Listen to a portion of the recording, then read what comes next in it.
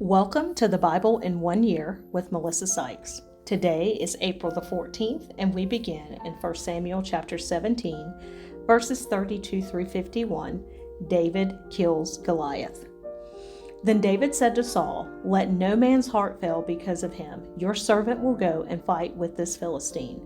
And Saul said to David, "You are not able to go against this Philistine to fight with him, for you are a youth, and he a man of war from his youth."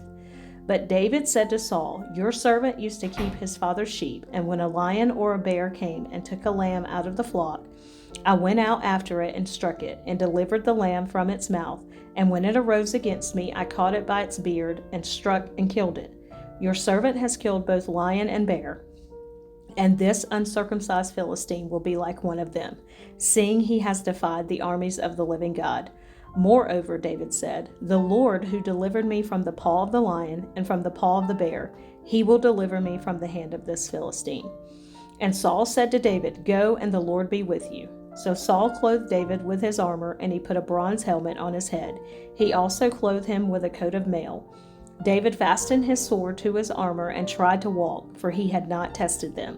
And David said to Saul, "I cannot walk with these, for I have not tested them." So David took them off.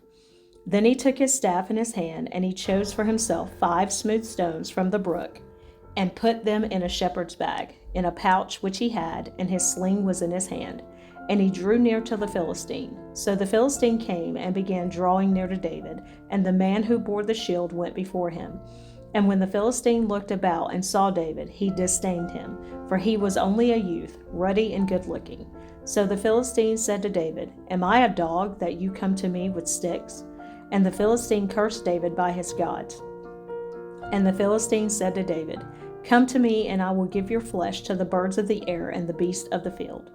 Then David said to the Philistine, "You come to me with a sword, with a spear, and with a javelin, but I come to you in the name of the Lord of hosts, the God of the armies of Israel, whom you have defied. This day the Lord will deliver you into my hand, and I will strike you and take your head from you. And this day I will give the carcasses of the camp of the Philistines to the birds of the air and the wild beasts of the earth, that all the earth may know that there is a God in Israel.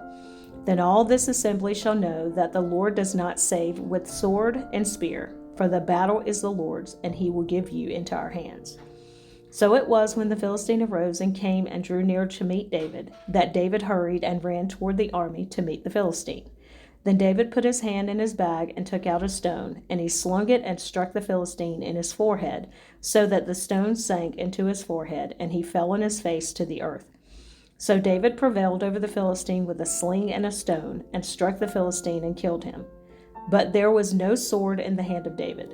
Therefore David ran and stood over the Philistine, took his sword and drew it out of his sheath, and killed him and cut off his head with it. And when the Philistines saw that their champion was dead, they fled. Israel routs the Philistines. 1 Samuel chapter 17, verses 52 through 58. Now the men of Israel and Judah arose and shouted, and pursued the Philistines as far as the entrance of the valley and to the gates of Ekron. And the wounded of the Philistines fell along the road to Sharim, even as far as Gath and Ekron. Then the children of Israel returned from chasing the Philistines, and they plundered their tents. And David took the head of the Philistine and brought it to Jerusalem, but he put his armor in his tent. When Saul saw David going out against the Philistine, he said to Abner, the commander of the army, "Abner, whose son is this youth?" And Abner said, "As your soul lives, O king, I do not know." So the king said, "Inquire whose son this young man is." Then, as David returned from the slaughter of the Philistine, Abner took him and brought him before Saul with the head of the Philistine in his hand. And Saul said to him, "Whose son are you, young man?" So David answered, "I am the son of your servant Jesse, the Bethlehemite." Saul becomes jealous of David. 1 Samuel chapter 18, verse 1 through 16. Now when he had finished speaking to Saul, the soul of Jonathan was knit to the soul of David, and Jonathan loved him as his own soul. Saul took him that day, and would not let him go home to his father's house any more. Then Jonathan and David made a covenant, because he loved him as his own soul. And Jonathan took off the robe that was on him and gave it to David, with his armor, even to his sword, and his bow, and his belt. So David went out wherever Saul sent him, and behaved wisely. And Saul set him over the men of war, and he was accepted in the sight of all the people, and also in the sight of Saul's servants.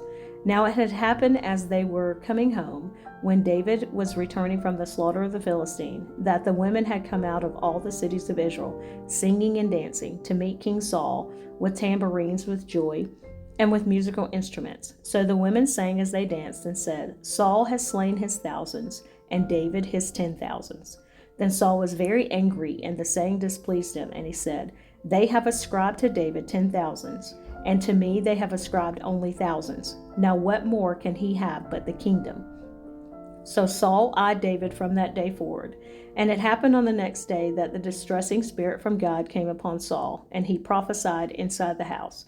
So David played music with his hand, as at other times, but there was a spear in Saul's hand. And Saul cast the spear, for he said, I will pin David to the wall. But David escaped his presence twice. Now Saul was afraid of David, because the Lord was with him, but had departed from Saul. Therefore Saul removed him from his presence, and made him his captain over 1,000. And he went out and came in before the people. And David behaved wisely in all his ways, and the Lord was with him. Therefore when Saul saw that he behaved very wisely, he was afraid of him. But all Israel and Judah loved David, because he went out and came in before them. David marries Saul's daughter. 1 Samuel chapter 18, verses 17 through 30. Then Saul said to David, Here is my older daughter Merab. I will give her to you as a wife. Only be valiant for me, and fight the Lord's battles. For Saul thought, Let my hand not be against him, but let the hand of the Philistines be against him. So David said to Saul, Who am I, and what is my life or my father's family in Israel, that I should be son-in-law to the king? But it happened at the time when Merab, Saul's daughter, should have been given to David, that she was given to Adriel, the Mahalathite, as a wife. Now Michal, Saul's daughter, loved David, and they told Saul, and the thing pleased him. So Saul said, I will give her to him, that she may be a snare to him, and that the hand of the Philistines may be against him. Therefore Saul said to David a second time, You shall be my son-in-law today. And Saul commanded his servants, Communicate with David secretly, and say, Look, the king has delight in you, and all his servants love you. Now therefore become the king's son-in-law. So Saul's servants spoke those words in the hearing of David, and David said, Does it seem to you a light thing to be a king's son-in-law, seeing I am poor and lightly esteemed man? And the servants of Saul told him, saying, In this manner David spoke. Then Saul said, Thus you shall say to David, The king does not desire any dowry, but 100 foreskins of the Philistines, to take vengeance on the king's enemies. But Saul thought to make David fall by the hand of the Philistines. So when his servants told David these words, it pleased David well to become the king's son-in-law. Now the days had not expired. Therefore David arose and went, he and his men, and killed 200 men of the Philistines. And David brought their foreskins, and they gave them in full account to the king, that he might become the king's son-in-law. Then Saul gave him Michal, his daughter, as a wife. Thus Saul saw and knew that the Lord was with David, and that Michal, Saul's daughter, loved him. And Saul was still more afraid of David. So Saul became David's enemy continually. Then the princes of the Philistines went out to war. And so it was, whenever they went out, that David behaved more wisely than all the servants of Saul, so that his name became highly esteemed. Saul tries to kill David. 1 Samuel chapter 19, verse 1 through 10. Now Saul spoke to Jonathan his son and to all his servants that they should kill David. But Jonathan, Saul's son, delighted greatly in David. So Jonathan told David, saying, My father Saul seeks to kill you. Therefore please be on your guard until morning, and stay in a secret place and hide. And I will go out and stand beside my father in the field where you are, and I will speak with my father about you. Then what I observe I will tell you.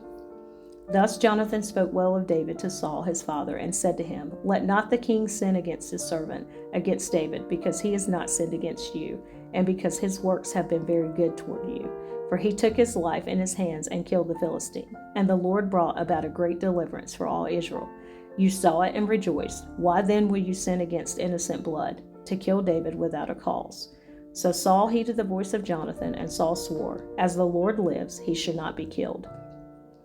Then Jonathan called David, and Jonathan told him all these things. So Jonathan brought David to Saul, and he was in his presence, as in times past.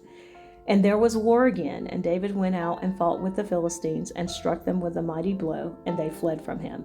Now the distressing spirit from the Lord came upon Saul as he sat in his house with his spear in his hand. And David was playing music with his hand. Then Saul sought to pin David to the wall with the spear, but he slipped away from Saul's presence, and he drove the spear into the wall. So David fled and escaped that night. Michal saves David's life. 1 Samuel chapter 19, verse 11 through 17. Saul also sent messengers to David's house to watch him and to kill him in the morning. And Michal, David's wife, told him, saying, "If you do not save your life tonight, tomorrow you will be killed." So Michal let David down through a window, and he went and fled and escaped. And Michal took an image and laid it in the bed, put a cover of goat's hair for his head, and covered it with clothes. So when Saul sent messengers to take David, she said, "He is sick." Then Saul sent the messengers back to see David, saying, "Bring him up to me in the bed, that I may kill him." And when the messengers had come in, there was the image in the bed, with a cover of goat's hair for his head. Then Saul said to Michal, "Why have you deceived me like this, and sent my enemy away, so that he has escaped?" And Michal answered Saul, "He said to me, 'Let me go. Why should I kill you?'" Psalm 59, to the chief musician, set to Do Not Destroy, a miktam of David when Saul sent men, and they watched the house in order to kill him. Deliver me from my enemies, O my God. Defend me from those who rise up against me. Deliver me from the workers of iniquity, and save me from bloodthirsty men. For look, they lie in wait for my life. The mighty gather against me, not for my transgression, nor for my sin, O Lord. They run and prepare themselves through no fault of mine. Awake to help me, and behold, you therefore, O Lord God of hosts, the God of Israel, awake to punish all the nations. Do not be merciful to any wicked transgressors. At evening they return. They growl like a dog and go all around the city. Indeed, they belch with their mouth. Swords are in their lips, for they say, "Who hears?"